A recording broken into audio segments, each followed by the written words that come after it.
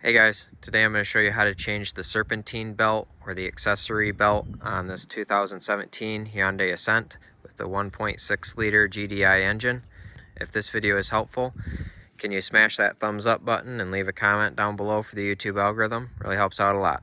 This is a fairly simple process. All you'll need is a 12mm socket and ratchet. We are going to loosen this bolt right here. And then we are going to loosen this bolt right here as well. And you're going to keep loosening this bolt and pushing the alternator back until you can slip this belt off from the pulley. Now that you've got the alternator pushed back here, we can slip the belt off from the alternator pulley and just kind of wiggle. You'll be able to pull the old belt right out. At this point, you'll take your new belt. I will have a new belt linked down in the description below that you can get on Amazon if you want to. And this is the route that the belt takes. So you've got the crank pulley here, the AC pulley comes back around the water pump right there. Your water pump is this non-grooved pulley right here. Then you come up around the alternator, back down.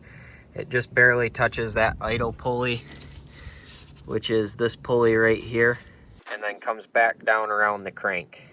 I find it easiest to put it around the crank and the idle here, and then back around the AC and the water pump, and then slip it over the alternator last.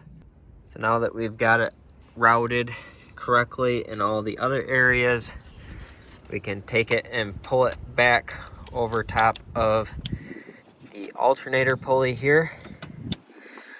You need to make sure that it sits down flat into the grooves that it's in. Like sometimes you'll think that you've got the crank pulley set in place, and then as you set it on some other spots, it slips over like this. Make sure that the belt is set in the grooves and set down flat on the pulley.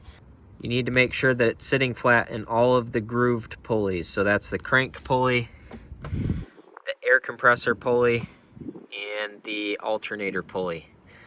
Once you've got it routed correctly, you can start retightening this bolt.